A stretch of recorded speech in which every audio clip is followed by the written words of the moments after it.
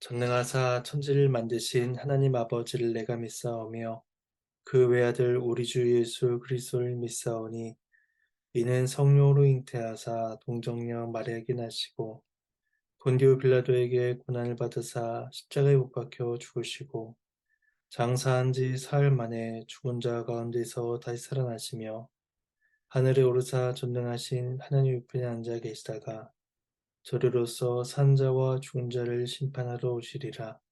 성령을 믿사오며 거룩한 공예와 성도와 서로 교통하는 것과 죄를 사해 주시는 것과 몸이 다시 사는 것과 영원히 사는 것을 믿사옵나이다. 아멘. 찬송가 528장 찬송하시겠습니다. 찬송가 528장 3절과 4절을 찬송하시겠습니다. 528장 3절과 4절을 함께 찬송하시겠습니다. 세월이 살같이 빠르게 지나 쾌락이 끝이 나고 사망의 그늘이 너와 내 앞에 둘리며 가리우네. 오라 오라 방황치 말고 오라 죄 있는 자들아 이리로 오라 주 예수 앞에 오라 우리를 위하여 예비해 두신 영원한 집이 있어 죄 많은 세상을 떠나게 될 때 영접해 주시겠네. 오라 오라 방황치 말고 오라 죄 있는 자들아 이리로 오라 주 예수 앞에 오라. 함께 보실 말씀은 구약성경 오바댜 1장 10절에서 21절까지의 말씀입니다.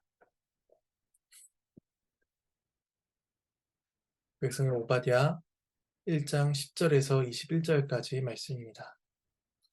오늘 말씀은 본문을 살펴가는 가운데 봉독하도록 하겠습니다.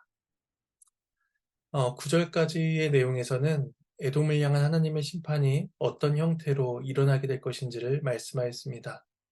이제 이어지는 오늘 본문에서는 에돔이 왜 심판을 받아야 하는지에 대한 구체적인 이유를 제시하고 그러한 에돔의 멸망과 대조되는 이스라엘의 회복에 대해서 말씀해주고 있습니다. 먼저 10절에서 14절은 에돔 심판의 정당한 근거에 대해서 말씀을 하고 있는데 먼저 11절까지만 봉독하도록 하겠습니다. 네가 네 형제 야곱에게 행한 포악으로 말미암아 부끄러움을 당하고 영원히 멸절되리라. 네가 멀리 있었던 날 곧 이방인이 그의 재물을 빼앗아가며 외국인이 그의 성문에 들어가서 예루살렘을 얻기 위하여 대비 뽑던 날에 너도 그들 중 한 사람 같았느니라. 에돔이 심판을 받아야 하는 이유는 유다가 침략을 당한 일에 에돔이 동참했기 때문입니다. 여기에서 유다를 너의 형제 야곱이다 라고 호칭함으로써 에돔과 유다가 쌍둥이 형제 관계에 기초한 밀접한 나라임을 암시하고 있습니다. 그러니 에돔은 유다에게 해를 입히지 말아야 하는 존재다라는 것을 명시하고 있는 것입니다. 하지만 에돔은 형제인 야곱에게 포악을 행하였고 그로 인한 영원한 심판을 선언받게 됩니다. 11절에서는 에돔이 행한 세부적인 악행이 제시되고 있습니다. 그것은 이방인이 유다의 재물을 빼앗고 예루살렘에 침략하는 일에 있어서 제비를 뽑으며 앞다투어 악을 행할 때에 에돔의 그 일에 동참을 했다라는 것입니다. 그런데 11절 초두와 말미를 보시면 네가 멀리 있었던 날 너도 그들 중 한 사람과 같았느니라 라고 말씀을 하고 있습니다. 이것은 에돔이 멀리 서서 방관한 것 자체가 이방인들 중에 한 사람과 같았다라고 이해될 수 있지만 이때 멀리 서다라는 단어를 반대로 서다, 대항하여 서다라고 이렇게 이해하여 번역한다면 에돔이 유다의 멸망에 적극적으로 동참했다라는 것을 알 수가 있습니다. 그런 점에서 한 사람이 되었다라는 것은 그 유다를 침략하는 일에 있어서 에돔이 유다와 반대로 서서 유다와 대항하여 서서 이방인들과 같이 한 통속이 되었다라고 말을 하고 있는 것입니다. 그래서 시편 137편 7절에서는 에돔의 악행에 대해서 말을 하며 다음과 같이 탄식하여 기도하고 있습니다. 여호와여 예루살렘이 멸망하던 날을 기억하시고 에돔 자손을 치소서. 그들의 말이 헐어버리라 헐어버리라 그 기초까지 헐어버리라 하였나이다. 시편 137편 7절 말씀입니다. 이렇게 에돔의 악행에 대해서 오늘 본문과 시편은 말씀하고 있습니다. 그리고 이어진 오늘 본문 12절에서 14절은 유다의 멸망의 날에 에돔이 하지 말아야 할 8가지 금지 명령이 주어지고 있습니다. 먼저 말씀을 봉독하도록 하겠습니다. 네가 형제의 날 곧 그 재앙의 날에 방관할 것이 아니며 유다 자손이 패망한 날에 기뻐할 것이 아니며 그 고난의 날에 네가 입을 크게 벌릴 것이 아니며 내 백성이 환난을 당하는 날에 네가 그 성문에 들어가지 않을 것이며 환난을 당하는 날에 네가 그 고난을 방관하지 않을 것이며 환난을 당하는 날에 네가 그 재물에 손을 대지 않을 것이며 내 거리에 서서 그 도망한 자를 막지 않을 것이며 고난의 날에 그 남은 자를 원수에게 넘기지 않을 것이니라. 여기서 금지 명령은 뭐뭐 할 것이 아니며라고 이렇게 반복되어 선언되고 있습니다. 그런데 이것은 앞으로 하지 말아야 된다라는 이 미래적인 형태로서 볼 수도 있지만 이미 에돔이 그러한 행한 죄를 지적하는 것으로도 볼 수가 있습니다. 그래서 하지 말아야 할 것을 행함으로써 너희들이 심판을 받게 되었다라고 이렇게 지적을 하고 있는 것이죠. 그래서 12절에서는 예루살렘의 멸망이 3가지 용어로 거듭되어 반복되고 있는데 그때 에돔이 하지 말아야 될 것을 반복하여 또 말씀해 주고 있습니다. 먼저 유다의 멸망은 재앙의 날, 유다 자손이 패망하는 날, 고난의 날 이렇게 3가지로 표현이 되고 있으며 이러한 표현들은 에돔의 악행을 더욱더 드러내주고 있습니다. 에돔은 그날에 방관함으로써 형제 유다가 당한 일을 자신들과는 아무런 관계가 없는 일처럼 그렇게 생각하였습니다. 또한 유다의 패망을 보면서 기뻐함으로써 하나님의 백성이 고난당하는 것을 그들은 즐거워하였습니다. 그리고 에돔은 입을 크게 벌림으로써 예루살렘을 향해서 조소하고 자랑하며 교만한 태도를 보입니다. 오바댜 선지자는 이러한 행위를 하지 말 것을 금지하며 그들의 죄를 지적합니다. 13절에서도 3가지 금지 명령이 주어지고 있습니다. 유다가 환난당한 날에 뭐뭐 하지 말아라 라는 것입니다. 그 3가지 금지는 성문에 들어가지도 말고 방관하지도 말고 재물에 손대지도 말라 하는 것입니다.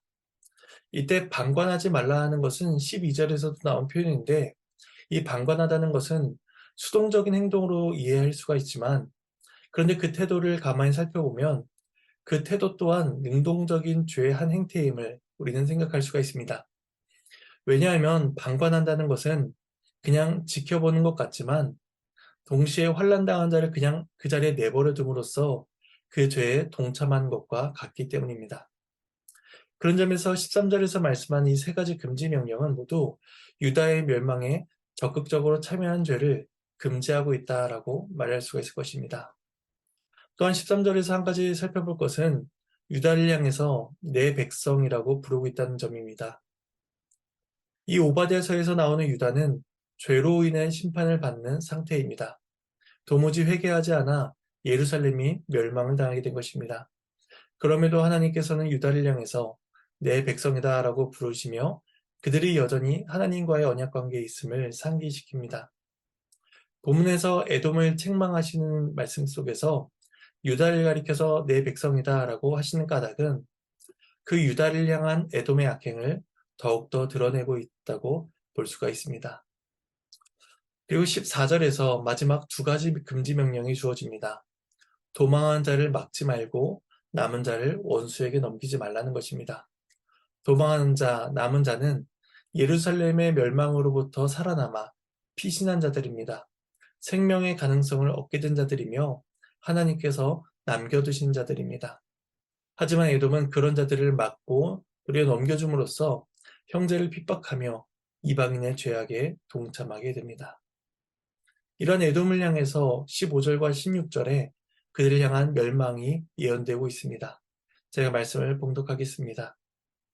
여호와께서 만국을 벌할 날이 가까웠나니 네가 행한 대로 너도 받을 것인즉 네가 행한 것이니 내 머리로 돌아갈 것이라. 너희가 내 성산에서 마신 것 같이 만국인이 항상 마시리니 곧 마시고 삼켜서 본래 없던 것 같이 되리라. 15절에서는 두 가지 사실을 말씀합니다. 하나는 여호와께서 만국을 벌할 날이 가까웠다라는 것이고 다른 하나는 네가 행한 대로 봉을 받게 된다는 것입니다. 여호와의 날은 의인들에게는 구원의 날, 회복의 날로서 임하게 될 것이지만 악인들에게는 심판의 날, 보응의 날로서 주어지게 될 것입니다. 에돔에 대한 심판과 그들의 죄악을 말씀하신 중에 이 여호와의 날에 대해서 말씀하시는 까닭은 그들의 행위에 따라서 하나님의 형벌이 임하게 될 것이기 때문입니다. 그래서 16절에서는 에돔을 향해서 성산에서 마신 것 같이 만국인이 항상 마시게 될 것이다 라고 경고합니다. 이 에돔은 성산인 예루살렘에 들어와서 승리를 자축하며 포도주를 마시고 교만하게 행하였습니다.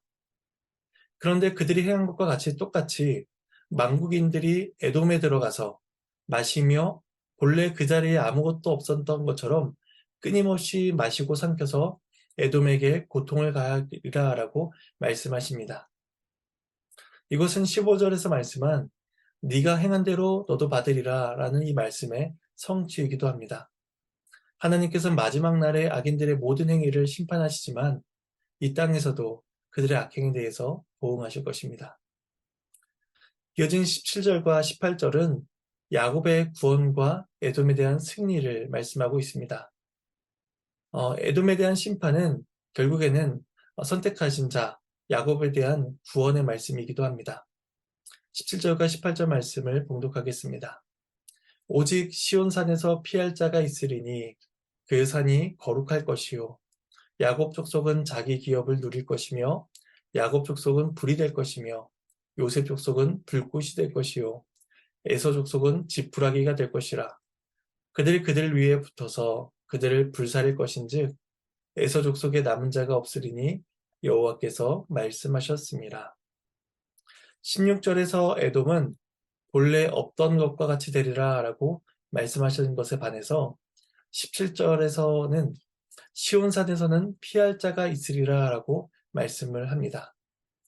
이 17절과 18절에서 나오는 이스라엘 백성들은 이미 징계를 경험한 자들입니다.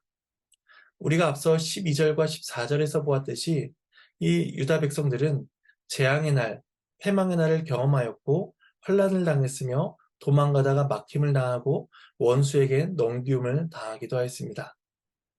유다야말로 마시고 삼키움을 당해서 본래 없던 자와 같이 될 그런 형편에 처해 있었습니다. 그런데 하나님께서 그러한 유다와 에돔의 상황을 역전시키십니다. 성산인 예루살렘에서 마시던 그 에돔은 도리어 없던 자와 같이 만들어버리시고 완전히 멸절한 것 같이 보여졌던 유다는 회복시키셔서 시온산에서 구원을 경험케 해주시는 것입니다. 그래서 하나님께서는 유다를 거룩하게 만드시며 그들로 하여금 하나님의 기업을 회복하여 누릴 수 있는 은혜를 다시금 베풀어 주십니다. 18절에서도 야곱과 에돔의 대조되는 모습이 나타나고 있습니다. 유다는 불과 불꽃이 될 것이며 에돔 족속은 지푸라기가 될 것입니다. 불이 지푸라기를 불사르듯 유다가 에돔을 심판하는 도구로 사용되어 에돔에 남은 자가 없게 될 것을 선언하고 있습니다. 유다는 남은 자들 중에서 피하고 거룩하게 되어 자기 기업을 누리게 되는 반면에 에돔은 남은 자가 없게 되는 일이 일어나게 되는 것입니다. 오바댜는 이 모든 말씀의 마지막을 여호와께서 말씀하셨습니다 라고 덧붙임으로써 이 일이 하나님에 의해서 반드시 실행될 것임을 밝히고 있습니다. 마지막 19절에서 21절 단락에서는 이스라엘의 회복과 구원에 대해서 계속해서 말씀해주고 있습니다. 마지막 말씀을 봉독하도록 하겠습니다. 그들이 네겝과 에서의 산과 평지와 블레셋을 얻을 것이요 또 그들이 에브라임의 들과 사마리아의 들을 얻을 것이며 베냐민은 글르앗을 얻을 것이요 사로잡혔던 이스라엘의 많은 자손은 가나안 사람에게 속한 이 땅을 사르밧까지 얻을 것이며 예루살렘에서 사로잡혔던 자들 곧 스바랏에 있는 자들은 네겝의 성읍들을 얻을 것이니라. 구원받은 자들이 시온산에 올라와서 에서의 산을 심판하리니 나라가 여호와께 속하리라. 하나님의 말씀입니다. 하나님께 감사합니다. 19절과 20절에서는 포로로 잡혀갔던 유다 백성들이 회복할 땅에 대해서 말씀을 하고 있습니다. 네게브, 에서의 산, 평지와 블레셋 이곳들은 유다의 남쪽과 유다의 남동부, 남서부에 위치한 지역들입니다. 그리고 에브라임과 사마리아는 북쪽에 위치한 지역이고 길앗은 북동쪽에 위치한 지역입니다. 그래서 포로로 끌려갔던 자들이 이제 돌아와서 과거에 이스라엘이 누렸던 가나안 땅의 모든 지경을 다 회복하게 되리라라고 예언하고 있는 것입니다. 결국 이것은 과거의 회복은 완전한 회복을 의미하는 것입니다. 20절에서 스바랏이라는 지역이 나타나고 있는데 이 지역이 어느 곳인지는 불명확합니다. 다만 예루살렘에서 아주 먼 곳을 지칭한다라고 학자들은 봅니다. 그래서 포로에서 귀환하리라고 기대할 수 없었던 그렇게 아주 멀리까지 끌려갔던 자들조차도 이제 돌아와 가나안 성읍을 얻게 되는 놀라운 회복의 역사를 경험하게 된다라고 말씀해주고 있는 것입니다. 21절에서는 그 마지막으로 구원받은 자들이 시온산에 올라가 에서의 산을 심판함으로써 하나님의 공의를 드러내게 될 것을 이야기하고 있습니다. 마지막 때의 시온산과 에서의 산의 이 대비는 선택하신 자를 마침내 구원하시는 하나님의 긍휼과 행한 대로 보응하신 하나님의 공의에 대해서 가르쳐주고 있습니다. 오바댜는 마지막으로 나라가 여호와께 속하리라 라는 말로써 마침으로써 모든 나라와 열방, 역사를 여호와께서 다스리시니 유다와 에돔 등의 모든 나라가 겸손히 그분의 통치를 받게 될 것을 예고하며 말씀을 마치고 있습니다. 그리하여 에돔도 이 하나님의 말씀대로 그 모든 것이 그들 나라 가운데 임하게 될 것입니다. 이제 말씀을 정리하며 한 가지 적용점을 생각해 보도록 하겠습니다. 하나님께서는 행한 대로 보응하시는 분이다라는 것입니다. 유다의 악행대로 그들을 징계하셨고 에돔의 행위대로 그들을 심판하십니다. 하나님의 이러한 공의로우심 앞에서 온전히 설 수 있는 자는 누구도 존재하지 않는다는 사실입니다. 하지만 오늘 본문에서 그 유다와 에돔 사이에는 분명한 차이가 존재합니다. 유다는 망하는 것 같았지만 결국에는 시온산에서 회복을 누리며 에돔은 흥왕하는 것 같았지만 마침내 없던 자 같이 된다는 것입니다. 이러한 차이는 하나님께서 이스라엘과 맺은 언약을 기억하시사 그들을 죄와 멸망 가운데 내버려 두지 아니하시고 마침내 그들을 구원으로 인도하시기 때문입니다. 오늘을 살아가는 모든 그리스도인들이 구원의 소망을 가질 수 있는 유일한 근거는 구원이 우리의 행위에 있지 않고 그리스도의 모든 십자가 사역에 근거하고 있기 때문입니다. 따라서 우리는 이러한 사실을 기억하며 주의 낙원에 이르기까지 그리스도의 은혜만을 붙들고 그 주님께서 말씀하시는 말씀의 도리를 쫓아 살아가야 할 것입니다. 이러한 은혜가 오늘 하루도 저와 여러분의 삶 가운데 있기를 간절히 소망합니다. 제가 잠시 기도하도록 하겠습니다.